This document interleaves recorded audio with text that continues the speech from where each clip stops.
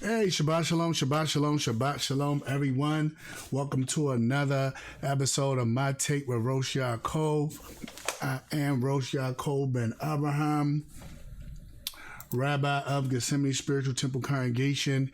And on this show, we deal with Torah knowledge. We look at this podcast deal with a lot of real life situations that happen. I try to give y'all a Torah perspective on it to try to get some understanding. But on today, on the Shabbat, we focus on the actual Torah portion. And what I try to do, I try to give y'all tidbits from this portion to inspire you, to make you want to learn more about the portion. So I will put it on there for you to want to say, yeah, I want to know more about this portion. Let me dig into this Torah. So that's the whole point of this. So hopefully you guys will get some stuff out of it. Hopefully it'll make more things clear for you. You'll be able to delve more into all of this stuff, because that's, at the end of the day, that's what we want to happen for you guys. We want you guys to be able to delve into this portion. All right, so with that being said and done, let's get into this portion. The portion for today is called Ki Teitzei. All right, Ki Teitzei. Now, first, I want to give a shout out to all the people that's in the chat. I want to give a shout out to Heart for Serving. She always got the links right up there. So if you look right up there in the corner, you will see the links where you can log in and chime in with all our services. We got 1 o'clock service that you can chime in if you want to be a part of the service. At 2 o'clock, you're going to have a dynamic message. Or you can tune in for our Sabbath school, which is right after this, right after we get finished this. That's why I try to hurry up and get it done within a half-hour mark, because right after that, at 10:30, we're going to have the Sabbath school lesson. So I want you guys to be able to venture into that and get more understanding out of that. So if you guys want to join us, the links are right up there. So thank you again, Heart for Serving. Shabbat Shalom to you, Akoti. Shabbat Shalom to Sister Natasha in the building. Good to see you, Akoti. Shabbat Shalom to Sister Anne Marie. Good to see you. Shabbat Shalom to our pastor. Of course, Moray Catriel, always holding it down. Shabbat Shalom to you, Aki. Just appreciate you so much and all the things that y'all do. You got Minister Thomas in the building. Shabbat Shalom to you. It's Shabbat Shalom to everyone. Again, it was a dynamic message that was done on the radio, WFBR, one of our sister congregations, First Philadelphia, has a platform where she bless us ministers from our congregation and from other congregations that keep the Shabbat, that keep the Torah, that come on and try to get the news out. That's what we want to do. We want to get you involved in keeping Torah, right? So let me stop going on. No further ado, let me pull myself back up on the screen. Now, you see on here,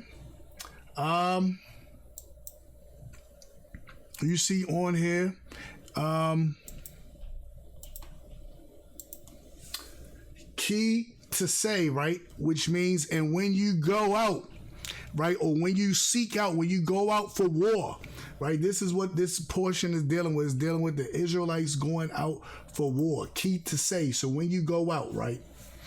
Israelites are going out for war. And it says when you go out for war, there's certain things that you are supposed to do. So we're going to see those different things that's going to tell you you're supposed to do when you go out for war. One thing that is pointing out as far as you going out for war is, the different rules of war, right? There's just rules to it. I know we don't want to look at it as far as there's rules to it, but the Almighty is teaching us that it is rules to war, right? War is not just something that we just venture into. It's actually rules to this, and he wants us to understand and know about these rules and what to do. All right. Now, the next thing that we want to get out of, because as understanding there's rules to war, we always hear about the GIs going out to fight wars, and then they meet these foreign women, and they end up doing different things with these women and just leaving them there with their children on their own. The Almighty already put in provision for that, where he says, no, you will not get caught up by that feeling and just leave children everywhere. You're going to take care of your children. So he says, hey, if you see a woman in battle, let's get to it. We're going to jump right into it, because I'm already into my time now. So we're going to jump right into it. Also, again, Shabbat Shalom to everyone. Shabbat Shalom to Brother Morris for the next session. Shabbat Shalom to you, Aki. Appreciate you for being on here as well. And Shabbat Shalom to all our visitors, who I don't know that you're on here unless you say something, but Shabbat Shalom to you as well. I'm going to try to delve a little more in the chat with you guys, so you might see me typing in some things here and there. But other than that, let's get into it. Let's dig into it, right?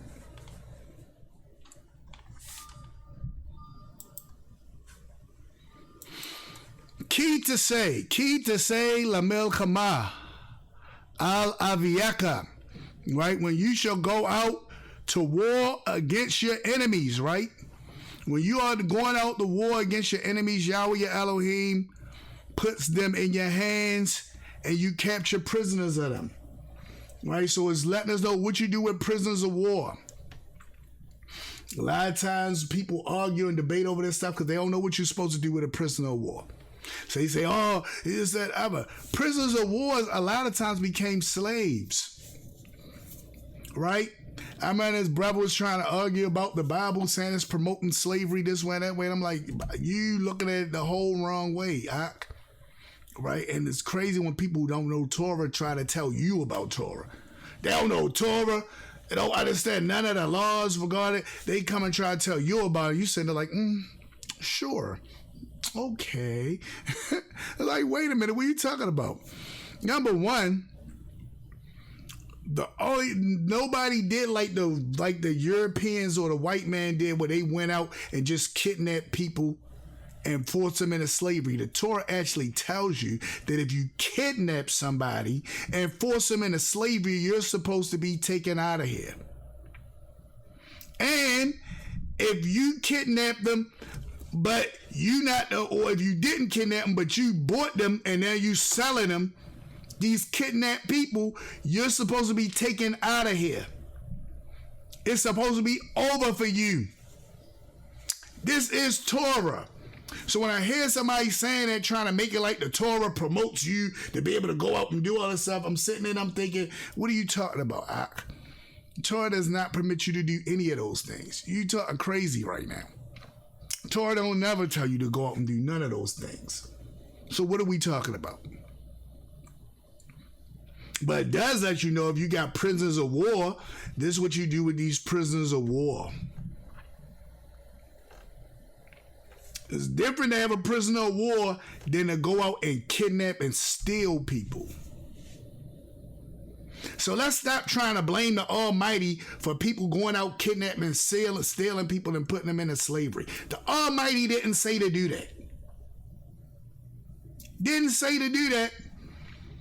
When he's dealing with slave, people say, we got slave laws in it. Those laws was to help the people out.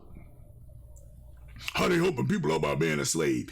Number one, when you in the land of Israel, the foreigners own nothing.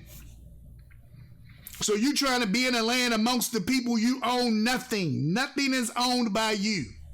You are a foreigner, you own nothing. But you need to be able to work.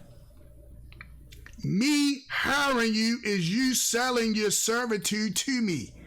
You say, I need to survive, I need this, that, and the other. Okay, I'll provide that, you do this service. That's what they called avad. Avad means to work. They translate avad as slavery. It's the same word for work. Right? So we got to get this. I know it. We got the computer chip in our mind. As soon as we hear something about slavery, it automatically goes to us and what we went through here. So we read it in the Bible, we see slavery, automatically go to us. It's not the same thing. It's not the same thing, people. And we got to get that understanding. Well, they said when you have somebody that's a foreigner, as a slave, you can pass them down. That ain't talking about if your family is here, the Jubilee come, or heaven forbid, these other people pass away. Your children can't now tell these people that's relying on you for their subsistence, for them to survive, because they can't own nothing in the land. Your descendants can't come up and say, you know what, bump that, y'all out of here. We can do this and make and save even more for ourselves. We don't need you guys. Bye. Go back to where y'all came from. And it's like, wait a minute, we was here, we helped you build all this. This just as much yours as it is ours. Ain't that what we saying here in America? Ain't that what black people say here? We built this place up, and now you tell us go back to here and go back to there? While you enjoy the fruits of our labor? Get out of here. So it's the same situation with the foreigner. The foreigner is being told you can't tell the foreigner or treat the foreigner treacherously now because that agreement was between you and my grandfather. That don't got nothing to do with me. You out of here. No. That's why it says pass them down. We thinking about pass them down from this idea of what the white man did to us. It's not the same thing. It's not talking about the same thing. You got to understand what was happening at the time. Well, they beat them. They gave them whippings. I know y'all saying, why he going through all this? Cause this dude with smoking a cigar been talking. I want to do a video about him, but I don't have time right now. And he just got on my nerves with a lot of stuff. Well, hold on now and say you can whip them. What are you talking about? That's the other part of it. That's the Israelites or the people amongst them that's part of them that get into slavery. What happens is you steal something, you got to pay back what you stole. Sometimes they add a fifth to it. Now, you stole it. You couldn't afford it in the first place. So how you going to afford to pay it back?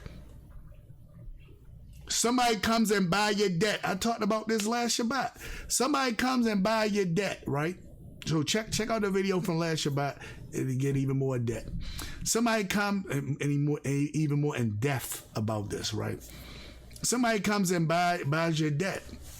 As a person got to be made whole, right? It can't be you go to jail and you chilling in prison and they just out of luck for whatever they got. Then you get home from jail, find out where you hid the stuff at. Now you rich. You did your little time. Now, no, it don't work like that. Whatever you stole, you got to pay back. And then they sometimes add a fifth to it, depending on how you did it. Now, you said I don't have the money. The court say, fine. We're going to put you out here and see who can afford to pay for your debt.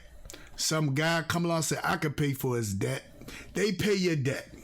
The person is now made whole again because they got the money or whatever it is that you stole. They got either that back or they got the money equivalent to it back.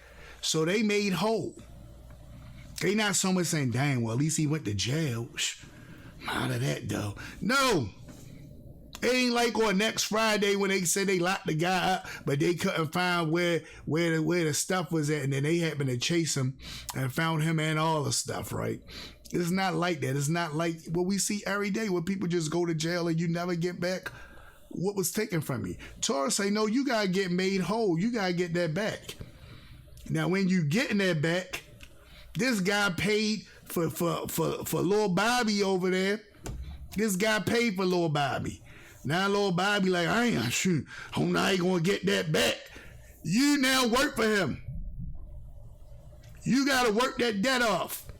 And if you get in your mind you're not going to work, he's allowed to say, so wop, and make you work. But he can't be too harsh with it. If he's too harsh, then he got to let you go free. But he got to make you work because now he got to get his money out of you. That's what all that is talking about. But if you don't understand the dynamics of them, you just read it. See, there's a thing called the written Torah and the oral Torah. The written Torah just tells you this is this, that is that. Boom. It don't really go into how you practice it or understand it. It's this thing called the oral Torah that does do that. But a lot of us don't want to hear the oral Torah because we say that came from the man and that ain't come from us. But the oral Torah explains to you how to do the written Torah. It explains it. But I'm going too far away. Let me go with this. I don't got that much time left. So let me go with this. Okay. Ki Teitzei lamilchama al aviyeka. When you go to war against your enemies, right? And Yahweh, your Elohim, wa nathanu Yahweh al hayecha, puts them in your hand, and you capture them and capture prisoners for them. And look what happens. and you see among the prisoners a beautiful woman, a beautifully formed woman. So you see it, and you like, wow, she look good. And you're like, oh my goodness, look at her. She a prisoner of war, right?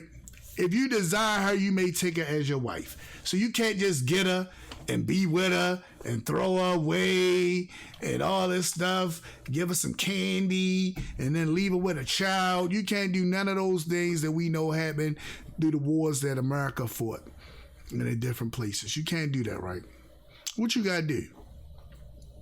You will bring her wahavietha al tok, right? You will bring her to your house, be a theka, and she will shave her head and let her nails grow, right? So she let her nails grow wild, not nice and manicured. Now the young women now, they nice and manicured. And no, it's just wild. It's like, you know how the nails curl up and just look crazy. She gotta let her nails just grow. And that nice hair that she had, and you look there and say, look at that fro, or look at them dreads, or wow, look at her. Nope, she got to cut all that stuff off. Whatever it is that appealed to you, that made her look good to you, she has to be devoid of all of that. This is before you take her as your wife. You took her home now you plan on having her as your wife, but before that, she has to go through this through a certain period of time, right? She must disgarb her prisoner's garb from upon her. Sometimes they say the women will dress a certain way to entice the men to not want to fight. She got to take them garbs off, right? And put on some regular clothes. She will remain in your home and weep for her father and her mother a month. So this all is supposed to happen in a month. She in your home, she crying over her father and mother, either they dead or they're in prison, or whatever it is, but for her homeland, she to weep for them, right? Afterwards, you may come to her and consummate with her, and she will become your wife. So after this month, after she done all these things, if you still want her, so the sages teach that you're doing all this stuff because it's supposed to stop you from wanting her. All these things is happening to stop you from yearning to be with this woman. But if after all these things is done, if you still want to marry her, you can consummate and marry her, right? You marry her, your consummation is your confirmation that you guys are married. Once you consummate with her, she will become your wife. That's it. Once y'all do that, she your wife now. Now she your wife. What happens? But it shall come to pass that if you do not desire her. So now, if after all of this, right, and you didn't consummate yet, so no consummation happened yet. Because remember, this is the point, is for you not to want to be with her. But after she goes through that process, if you look at her like, you know what? No, I don't want you. You're not what I thought you was going to be. I was wrong. It was them clothes and the hair. You know how they had them videos, they say makeup is the devil, and they show the woman looking crazy. And then she put the makeup on, and everybody was like, oh my goodness, is that the same woman? Oh my goodness, what happened? She looked crazy than a mug, and now she looked like some model, right? That's the same situation that happens, right? We see that stuff happen. Where you will have, or that's what it's saying happening here, where you already had this hyper feeling in you because of the war. War makes people do that. That's why we see that a lot with wars. And like I said, we see the aftermath of what happened with America with its wars, where the men left children everywhere and came back here and kept it a secret till one day the woman come looking for them, or the child come and it's like, oh dang, I did do that. And now you got your wife here and you trying to explain to her why that situation happened over there. Well, it was at war. I ain't know if I was gonna make it. You telling her all this other stuff, right? And she's like, I don't want to hear that. If it should come to pass, if you put her through all that, the nails growing long and wild, her nails growing for a whole year, just crazy looking, no trimming, none of that. Her hair bald, she's starting to stub and come back. She crying, so she just got this whatever makeup or stuff she had on, she done cried that out. And she don't got the seductive clothes on no more, she got regular baggy clothes on. And look what happens, it says, but if it shall come to pass that you do not desire her. So now your desire for her is gone. You look at her like, oh, no, I don't want to mess with her, right? You will send her free. You're supposed to set her free. Gotta let her go free. You cannot sell her.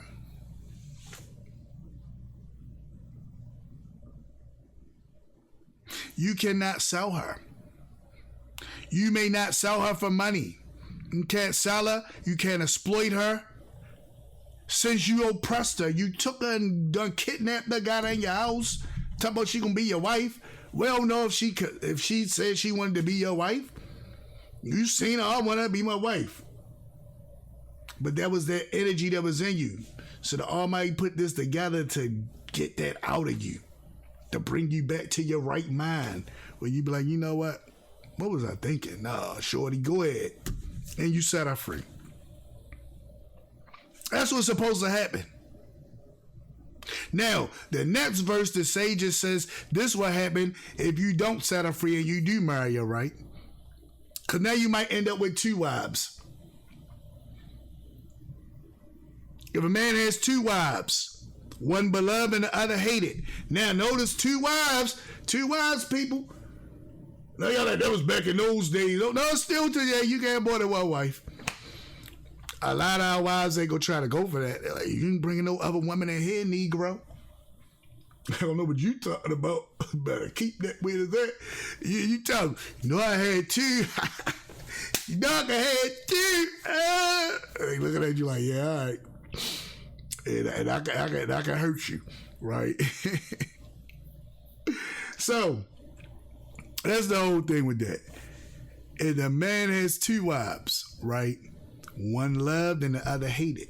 The loved one is the one that he really loves, right? Probably a woman of his people. He really got that heart for her. He loved her. The other one was because he was in that war and he desired her, but now he like, I don't really like her. But it's too late. You with her. God go on with it. You consummated it. Y'all married. You can't say, I don't really like, I'm putting her out. Can't do that. Once you consummate it, y'all married, you stuck. You are stuck, buddy. And now you got another wife. So now you got two. It says, and they bear him sons, the loved one and the hated one. And the firstborn son is the one of the hated one. So now they give you this idea. You have two sons, but guess what? Your son don't come from the one you love, it come from the one you don't like. Right? Just like the situation I had with our ancestor Ya'acob, right? Had two sons. Well, he had more than two sons. He had several sons, right? But the first son he had, that was the firstborn Reuben, came from Leah. He didn't really rock with Leah like that. He was tricked into marrying Leah. He felt a certain kind of way about Leah. Right? But he got Leah. That's who he has, Leah. She's having all these kids. Raquel, the one he loved, ain't having no kids at all. Up until the end, when she, of course, had Joseph and then Benjamin. But watch this. He got these two wives, they bear sons, but the one he don't like, that's the firstborn son. It says when the day comes for him to will to his son what he owns. In other words, when the day comes, when he's supposed to pass on his earth, he's about to pass out of here. He's about to leave this world, and he's going to give his portion to his children, right? He may not prefer the son of the beloved one over the son of the hated one, which is the firstborn. In other words, the firstborn is supposed to get his portion, whether he from the beloved wife or not. If he happens to be from the wife that you got into because you was desirous at this war, see how they tied all together? You was desirous at this war and you got with this woman and this is who you got with, then guess what? Right? This, you cannot skip over him. You gotta stick with him. Right? So I'm looking at my time, I'm starting to run out of time. But if you keep reading this, you're going to see that it's a story developing. And it's all kind of other stuff. Then we got the part with the zitziot or the zitzits, where what was the purpose of the zitzits? The zitzits is to remind you to keep all the Torah. People see me with the zitzits on all the time. What's them strings having from you? What's that about? I'll tell them it's called zitziot, which is plural for zitzit. Zitzit, or as in the Bible, it would say fringes. The fringes got a blue mark on it. You're supposed to look at those fringes and it reminds you to keep the Torah. It reminds you to do all the things that the Almighty is telling you to do. That's what this is about. Because the Almighty don't want you to mess up and go through anything. And there's a peculiar story that comes about where it tells us about these zitzits. That's probably going to get into later on. You let me know. So dig into this Torah portion. Hope you enjoyed the show for today. I know it goes really, really fast, but that's because it's a vitamin, and I'm just supposed to hit it. Here's come in and hit it real quick. Hit right there, touch on this, touch on that, to inspire you to go in and do your own investigation. As Apostle Shaul said, study to show yourself approved. With that being said, we got our artist of the week again, Ahdaiyah. Wonderful, wonderful song, praising Yah forever.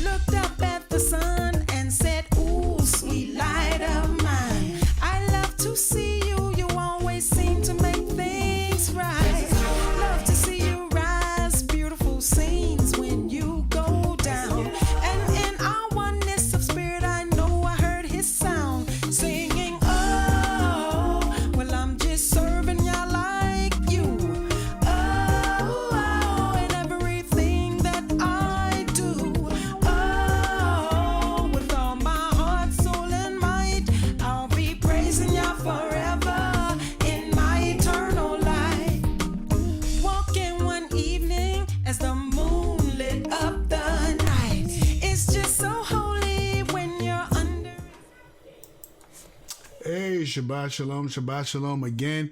Thank you guys. I appreciate you so much for being here with me.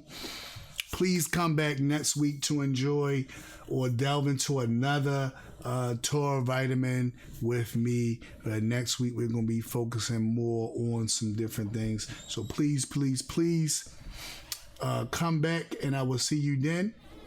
And with that being said, enjoy your Shabbat somewhere. Join the service. Enjoy your Shabbat somewhere. All right. Shabbat shalom.